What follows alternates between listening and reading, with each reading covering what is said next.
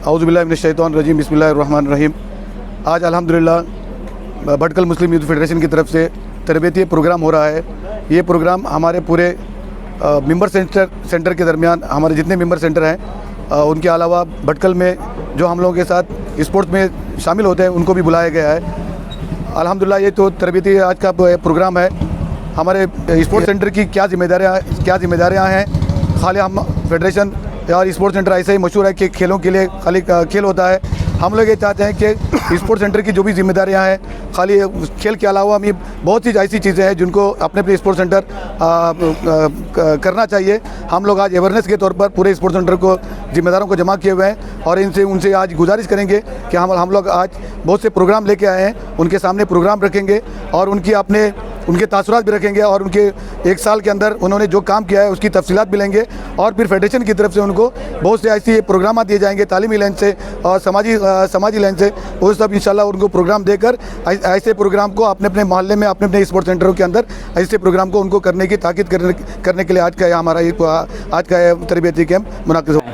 مثال کے طور پر آپ کے پاس 5 شعبے ہیں، 20% آپ کی سوچ، آپ کی فکر کھیل کے لیے لگنی چاہیے، 80% اور 4 شعبوں کے لیے لگنی چاہیے۔ اسی طرح جو پیسہ خرچ ہوتا ہے تو اس میں بھی توازن، بیلنس رہنا ضروری ہے، کیونکہ ایک شعبے پر زیادہ خرچ کیا جائے گا تو بیلنس نہیں رہتا ہے۔ جب تک بیلنس نہیں رہتا ہے تو آدمی یا کوئی بھی ادارہ ترقی نہیں کر سکتا۔ یہ دستور سے متعلق ایک بات تھی، اور جو ہماری اولین ذمہ داری ہے امت بعثت ہونے کی حیثیت سے وہ بھی آپ سے بتائی۔ میں کوئی مقرر نہیں ہوں، دیکھ کر کچھ بتاتا ہوں، مختصر باتیں آپ لوگوں کے سامنے رکھوں گا۔ دوسری بات اور سب سے اہم بات کلبوں کی ذمہ داریوں میں سے یہ ہے کہ ہم اپنے علاقے کی خدمت کریں، علاقے کے لوگوں کی، علاقے کے نوجوانوں کی، علاقے کے بچوں کی۔ یہ الگ الگ باتیں ہیں، ہر ایک پر الگ الگ توجہ دینا ضروری ہے۔ جیسے ہمارے دوست مولانا عبدالحاد صاحب نے بتایا کہ الگ الگ انداز میں جو خدمات انجام دی جا رہی ہیں ان کے کلب کی طرف سے، تو یہ الگ الگ چیزیں ہیں۔ ہم لوگوں کو الگ الگ انداز میں الگ الگ عمر کے لوگوں پر توجہ دینا ضروری ہے، اور خدمت کی اسلام میں بہت بڑی اہمیت ہے۔ خود رسول اللہ صلی اللہ علیہ وسلم کی اگر ہم سیرت کو پڑھیں گے تو آپ کی پوری سیرت لوگوں کی زندگی لوگوں کی خدمت میں گزری ہے۔ صرف دعوتی خدمت میں نہیں بلکہ معاشرتی خدمات کا میدان آپ صلی اللہ علیہ وسلم کا بہت ہی وسیع ہے۔ جب آپ صلی اللہ علیہ وسلم پر پہلی وحی نازل ہوئی تو آپ صلی اللہ علیہ وسلم بہت گھبرائے ہوئے تھے، کیونکہ حضرت جبرائیل علیہ السلام کو انہوں نے دیکھا تھا، آپ صلی اللہ علیہ وسلم نے دیکھا تھا، اور آپ پر گھبراہٹ طاری ہو گئی تھی۔ جب حضرت خدیجہ کے پاس پہنچے تو حضرت خدیجہ نے جب ان کو دلاسا دیا تو آپ صلی اللہ علیہ وسلم کی 5 صفات کا تذکرہ کیا تھا، اور وہ 5 ایسی صفات ہیں جن کا تعلق خدمت سے ہے۔ پہلی صفت یہ ہے کہ آپ صلہ رحمی کرتے ہیں۔ اس زمانے میں ہم سے اس میدان میں بڑی کوتاہی ہوتی ہے۔ اپنے رشتہ داروں سے تعلقات، اپنے پڑوسیوں سے تعلقات اور ان کے ساتھ ملاقاتیں، بیمار ہے تو ان کی عیادت وغیرہ، ان چیزوں میں بڑی کمی ہوتی ہے۔ اور دوسری صفت یہ بیان کی کہ دوسروں کا بوجھ اٹھاتے ہیں۔ بوجھ اٹھانا یعنی سامنے سامان رکھا ہوا ہے، صرف وہی بوجھ اٹھانا مراد نہیں ہے، بلکہ کوئی قرض دار بن جاتا ہے تو اس کا قرض ادا کرنا، کسی کے یہاں فقر و فاقہ ہے تو ان کا فقر و فاقہ دور کرنا، یہ تمام چیزیں بوجھ میں آتی ہیں۔ میں ذرا تیزی سے بولوں گا اس لیے کہ بہت سی چیزیں بیان کرنی ہے۔ اور تیسری چیز یہ ہے کہ کوئی فقیر ہے تو اپنی کمائی میں سے ان کو دیتے تھے آپ صلی اللہ علیہ وسلم۔ اور چوتھی چیز یہ ہے کہ مہمان نوازی کرتے تھے۔ پانچویں چیز ہے جب کوئی کسی پر مصیبت آتی تھی تو آپ صلی اللہ علیہ وسلم اس مصیبت کو دور کرنے کی کوشش کرتے تھے، مدد کرتے تھے۔ حضرت خدیجہ نے یہ 5 صفات آپ کے بیان کیے۔ ان 5 صفات میں آپ کو نظر آئے گا کہ یہ معاشرتی خدمات سے متعلق چیزیں ہیں۔ اور آپ صلی اللہ علیہ وسلم کی حدیث بھی ہے کہ سب سے بہترین آدمی وہ ہے جو لوگوں کے لیے سب سے زیادہ نافع بنے، فائدہ پہنچانے والا ہو۔ تو ان چیزوں کو دیکھنے سے اور آپ صلی اللہ علیہ وسلم کی سیرت پڑھنے سے معلوم ہوتا ہے کہ خدمت کا میدان بہت ہی اہم میدان ہے اور اس کے فوائد بہت سے ہیں۔ اگر آپ اپنے محلے والوں کی خدمت کریں گے تو آپ کے محلے والے آپ سے قریب ہو جائیں گے، آپ سے محبت کرنے لگیں گے۔ اسی لیے قیادت کے ماہرین نے لکھا ہے کہ قائد بننے کے لیے سب سے اولین شرط یہ ہے کہ وہ خدمت گزار ہو، اور اسلامی تصور بھی یہی ہے۔ امیر القوم خادمہم، جو قوم کا امیر ہوتا ہے، ذمہ دار ہوتا ہے، اس کو ان کا خادم ہوتا ہے، لوگوں کا خادم ہوتا ہے۔ قیادت کے لیے سب سے پہلی چیز ہے۔ ابھی ہم لوگ کیا کیا کام کر سکتے ہیں، کن میدانوں میں کر سکتے ہیں، اس کی لمبی فہرست آپ لوگ طے کر سکتے ہیں، اور آپ لوگ ان میدانوں میں کام کر سکتے ہیں۔ میں سب سے پہلی چیز آپ لوگوں کے سامنے رکھوں گا، جو خدمات کا میدان ہے اس سے متعلق سب سے پہلا میدان تعلیمی میدان ہے، کیونکہ تعلیم کے بغیر دوسرے میدان میں ترقی ناممکن ہے۔ پہلی بات یہ ہے، کرنے کا کام یہ ہے کہ ہم اپنے علاقے سے، اپنے معاشرے سے جہالت، لا علمی کو ختم کرنے کی کوشش کریں، اور اس کے لیے سب سے پہلا کام یہ کریں کہ اپنے علاقے کا سروے کریں۔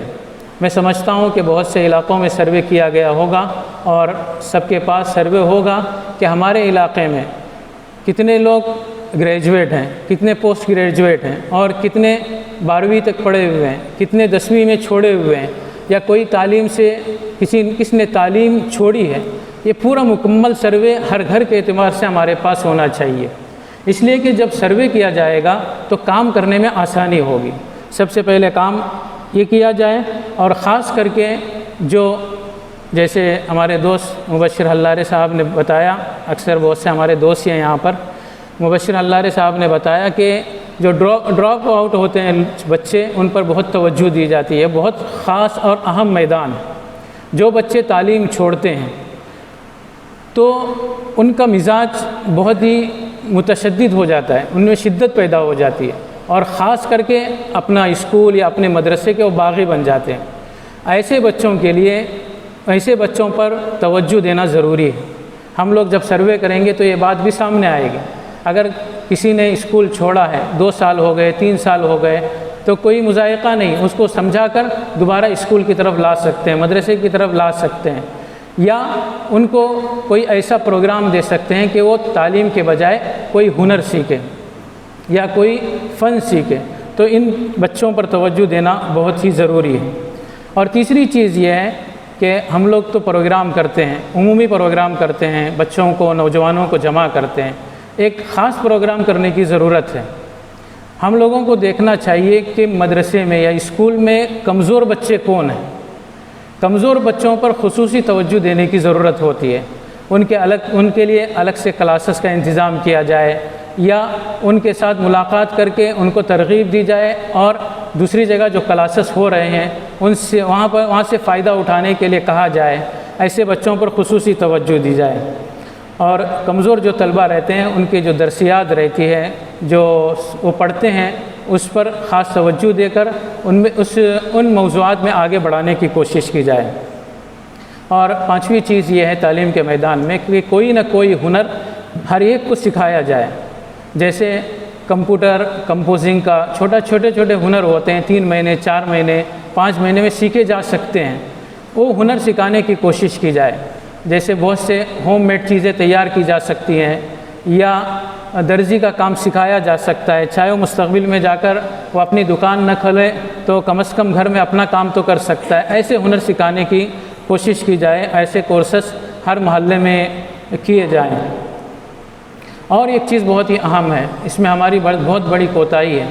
ہم کالج میں پڑھنے والے طلباء پر توجہ دیتے ہیں، بچوں پر توجہ دیتے ہیں، لیکن ہم ان نوجوانوں پر توجہ نہیں دیتے جو کچھ بھی نہیں جانتے، نہ دین سے متعلق جانتے ہیں، نہ دنیا سے متعلق جانتے ہیں، جو محلوں میں آوارہ گردی کرتے رہتے ہیں۔ یہ لفظ ذرا سا قبیح ہے، میں جانتا ہوں، پھر بھی استعمال کر رہا ہوں، کہ وہ محلوں میں گھومتے رہتے ہیں، ان کے پاس کوئی کام نہیں رہتا۔ ایسے نوجوانوں پر توجہ دینے کی ضرورت ہے، ان کو سمجھا بجھا کر، ان کے پاس جا کر ملاقاتیں کر کے ان کو کوئی ایسی چیز دی جائے جس کی وجہ سے وہ اپنا معاش شروع کر سکے۔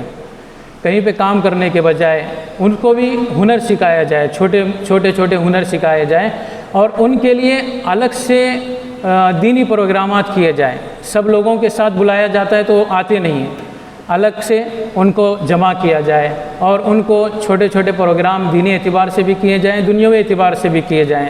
جیسے ابھی مولانا انجم صاحب نے کہا کہ لبیک نوائد کی طرف سے ایک پروگرام ہوا تھا۔ یہ پروگرام ہمارے نوجوانوں کے لیے بھی ضروری ہے۔ اور ہمارے بڑے لوگوں کے لیے بھی ضروری ہے۔ اس طرح کے بہت سے پروگرام ہو سکتے ہیں، ہر ہفتہ پروگرام کریں گے بھی تو 10-15 سال تک پروگرام ختم نہیں ہوں گے، لیکن جو بہت اہم موضوعات ہیں ان موضوعات کے لیے ہمارے نوجوانوں کو جمع کیا جائے اور ان کے اوقات کا صحیح استعمال کیا جائے اور ان کو سکھایا جائے کچھ نہ کچھ، دینی اعتبار سے بھی اور دنیاوی اعتبار سے بھی۔